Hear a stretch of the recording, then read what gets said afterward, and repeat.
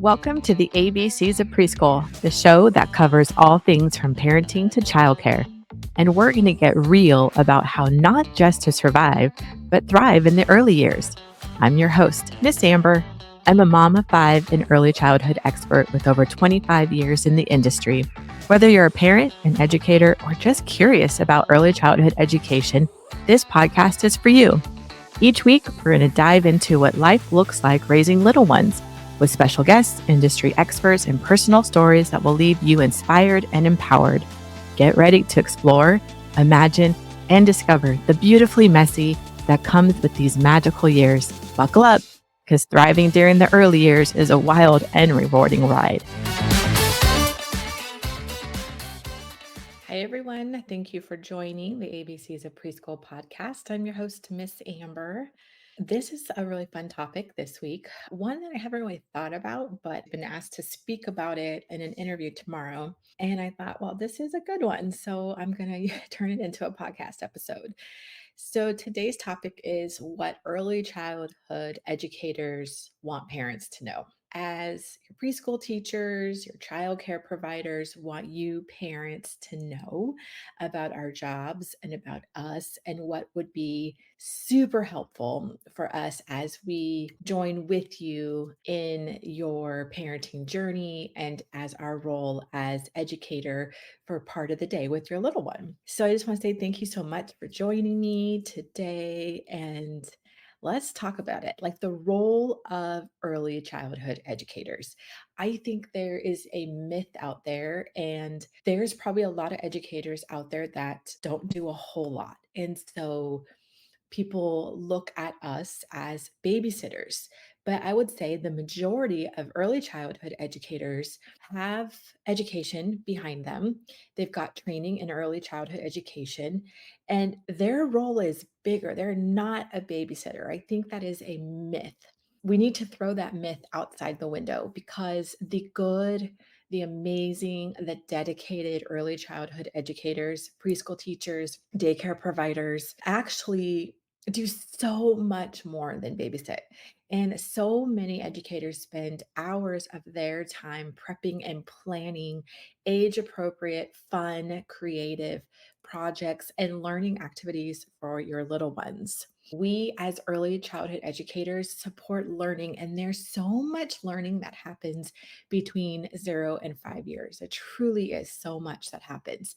And part of the reason why I love this job, this career, is because it is magical. And I say it all the time. But they're working, your child's preschool teachers and educators are teaching them developmental skills, teaching social skills. We are laying the groundwork. We, as early childhood educators, are laying, well, we hope to lay a really strong foundation in learning and creating an excitement and a love of learning that will last a lifetime. That was like my tag for a long time. Creating a love of learning that lasts a lifetime. And that is our role as early educators. It's so much more. We're nurturing, we're wiping the tears, we're blowing the nose, we're changing the diapers. We're helping them write. We're helping them learn small and big motor skills. We are helping and encouraging them to share and get along with their friends. Like it's just so much more. There's social and emotional skills, and we do it all day long. We are one of your children's biggest cheerleaders as well. I think if you have a little one in preschool or daycare or childcare center, commercial center, you have to realize that I would say 95% of early educators like love their job. They're not there for the money because really this industry kind of has a cap. They're there because they love what they do. Most early educators. Now, of course, there's some bad apples out there, and this does not go for everybody, but for the majority of teachers, preschool teachers, they're there because they love little ones. They love being a part of the early years, and they pour their heart into their classroom, their projects, cleaning the classroom, doing the bulletin boards, like all of it. It's just as much work as elementary school teachers, really. I think something I want to encourage everybody to also step back and realize, like, they're not babysitters. They're just not watching all day. They are so interactive all day, and it is a tiring job. It's a hard job, and I want to voice that out loud. It is a very hard, tiring job, and it's not for everybody.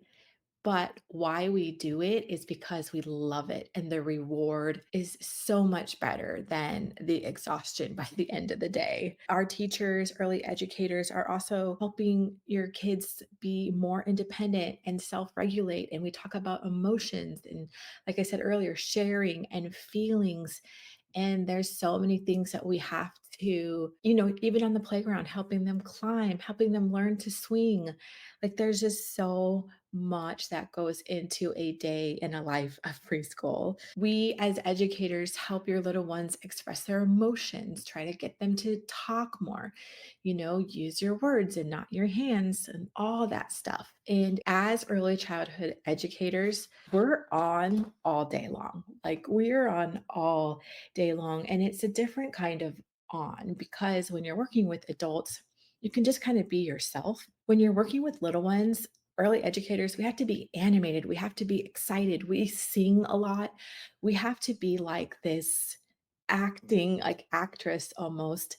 It's fun and we love it, but we have to be almost extra excited, extra happy, extra smiley, extra loving because kids need that. They thrive on that. And when we have a hard day, we can't bring it in the classroom because it's not our little students' faults. So I just want parents to understand like we're on like all day long, giving, giving, giving, giving of ourselves because we love it. And communication. So here's some tips for parents. If you have a little one, I strongly encourage you to communicate, communicate, communicate with your teacher because if we don't know what's going on in the home life, or if we don't know there's a new allergy, if we don't know what we cannot do the best job on our end. I truly believe it's a team effort. Educators and parents, we have to work closely together because we both want what's best for your child. And I want you to understand that we care deeply for your kids. Like there's just no way around it. When they graduate preschool, we all are starting to we all cry, we all sob. It's like so hard on us too, but we really encourage you guys to communicate. So many times over the years, like there'd be a divorce happening and we wouldn't know for like 9 months down the road. And that little child was just having meltdowns all the time. And if we would have known, we could understand. Sometimes we knowing the why and what's going on helps us to understand. We have patience, but it gives us a lot more patience that, oh my gosh, there's a transition going on right now, or their pet just passed away.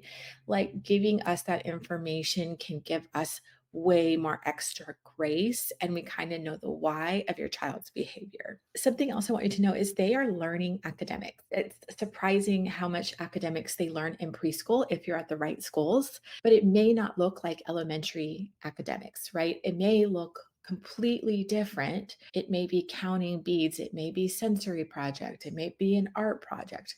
They're learning so much. There's academics being given to them all day long in their circle time, in their table activities. It's just presented typically if early educators are doing their job right, it's presented in a very fun and age appropriate way. And some parents, let's talk about this. My child is just too young for preschool. I started all my kids at 2, and some kids start earlier if you need to work full time, then your kids are in preschool a lot sooner. But I think even if you start part time, maybe Tuesday, Thursday, or you just do Monday, Wednesday, Friday morning, if you're starting part time, it's great. There's so much there's just so much learning that happens when they go to preschool. I never went to preschool as a kid, but watching kids come in at 2, most of our programs accept kids ages 2 and up. And then by the time they graduate, it's just the amount of confidence too. And one beautiful thing about preschool and starting your kids young is they're so confident when they go into kindergarten.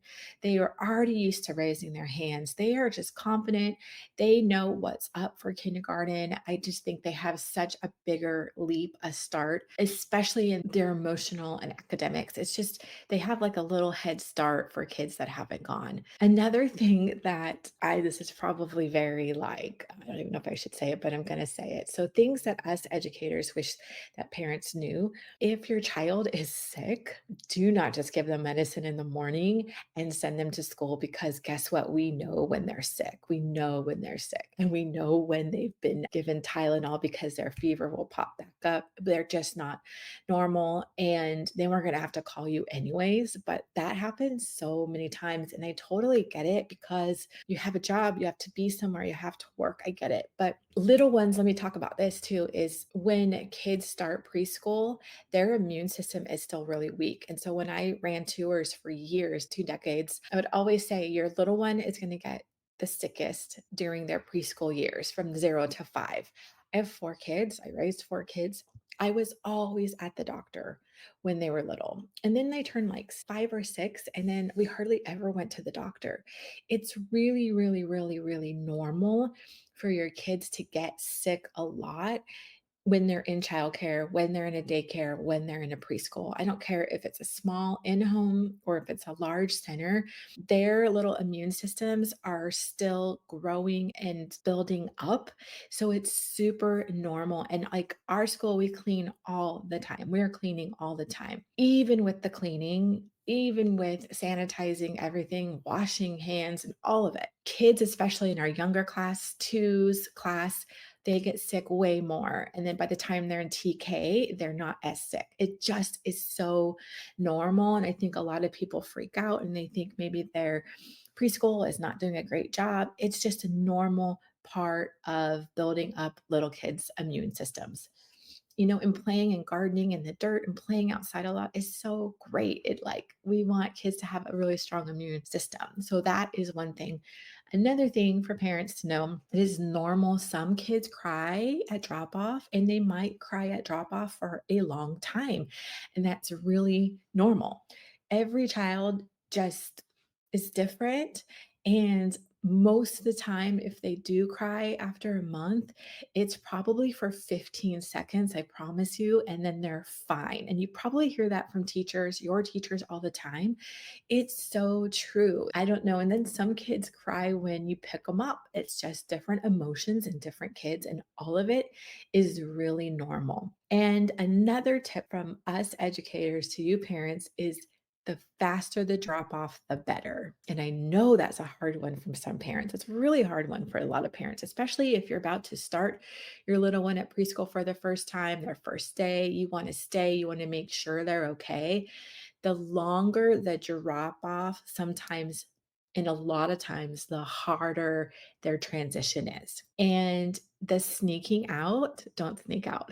Just say goodbye, tell them you love them, and tell them that you'll be there. Like if you're picking them up before lunch, you tell them that. If you're picking them up after lunch, you say that. Or maybe it's after nap time or afternoon snack time. I'll see you later. I love you, and I will be back to get you. There's something that needs to happen with little ones. There's a little switch in their brain, and some little ones take a longer for that switch.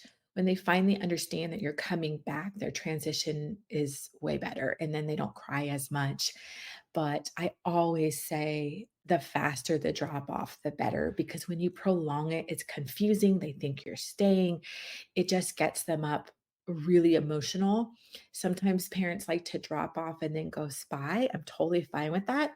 If they see you though, then they get so worked up and they're going to want to go home with you. But all of these things are so normal. And so as educators, we just wanted to share these things. I wanted to share these things with you. You guys can find me at thelovingstartway.com. Thanks for joining in this week, and I will see you next week.